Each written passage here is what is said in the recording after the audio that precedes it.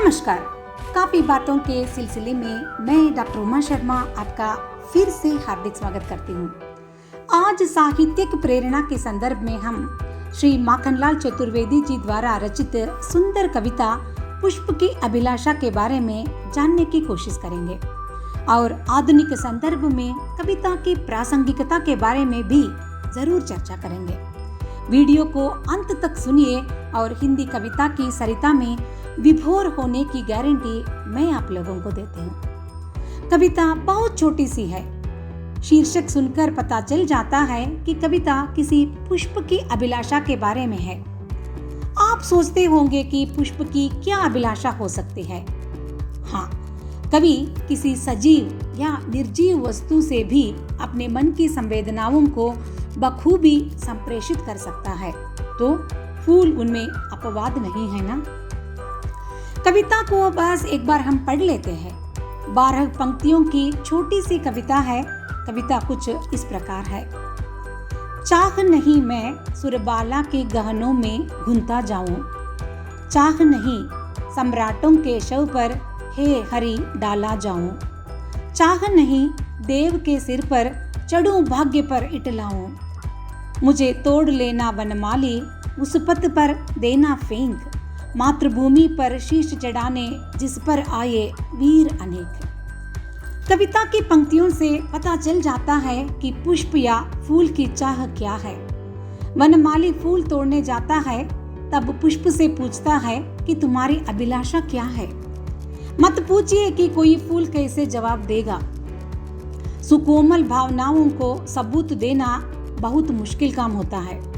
वे सिर्फ आस्वादन या अनुभव करने से ही पता चल जाएगा। तब पुष्प कहने लगा कि उसे किसी सुंदर स्त्री के गहनों में गुंथ जाने की इच्छा नहीं है। वैसे ही किसी महिला के बालों की गजरा बनने की भी चाह नहीं है। पुष्प को किसी सम्राट के शव पर अलंकृत होने की इच्छा नहीं।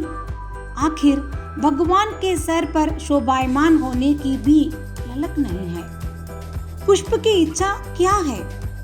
वह वनमाली से कहती है, मुझे तोड़ने के बाद उस राह पर फेंक दो जिस राह से देश के वीर सैनिक गुजरते हैं। उनके चरणों के नीचे मुझे मर जाना ही बहुत खुशी देती है।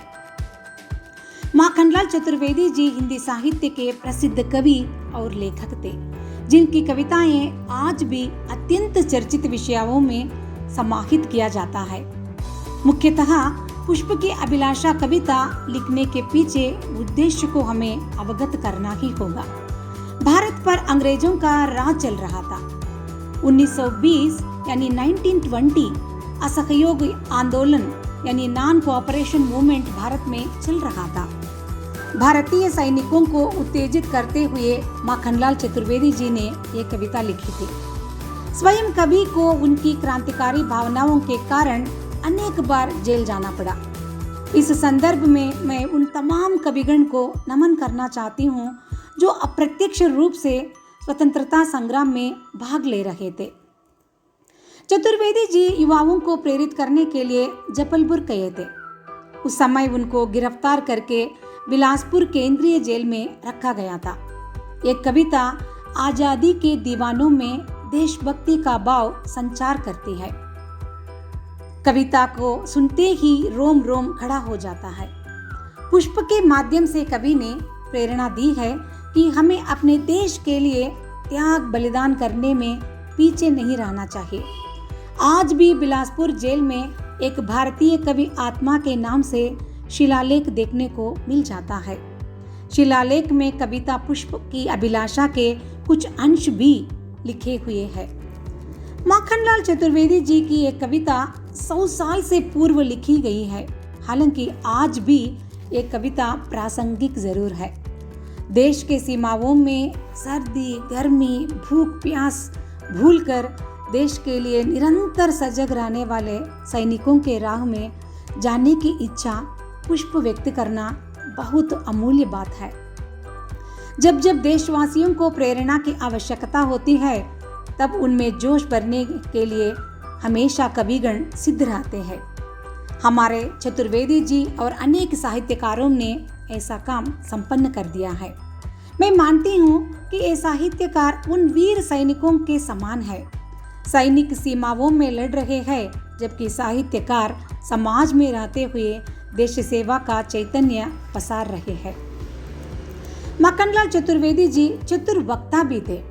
एक अधिवेशन में उनके भाषण चलते समय पेट्रोमाक्स बुझ गया था। उस समय चतुर्वेदी जी कह रहे थे कि जिस प्रकार एक बत्ती बुझ गई, ठीक वैसे ही भारत में अंग्रेजों का अधिकार भी बुझ जाएगा। बत्ती को ठीक करने के बाद फिर से वे कह रहे थे, जिस प्रकार प्रकाश फैल गया है, ठीक वैसे ही स्वतंत्रता का प्रकाश चतुर्दिक फैल जाएगा। माखनलाल चतुर्वेदी जी की इस बात पर अधिक समय के लिए तालियां और जय जयकार होने लगे थे। हम भी इस कविता के सुगंध को लेकर कहेंगे कि सारे जहां से अच्छा हिंदू सीता हमारा, है ना। साहित्यिक प्रेरणा के सिलसिले में अगले हफ्ते आपसे फिर से मुलाकात करने के लिए मैं बिल्कुल तैयार हूँ। आप अपने मन के विचार हमसे ज़रूर बांटिएगा। अगर आपको ये वीडियो पसंद आया हो तो लाइक, शेयर और सब्सक्राइब भी कीजिएगा। धन्यवाद।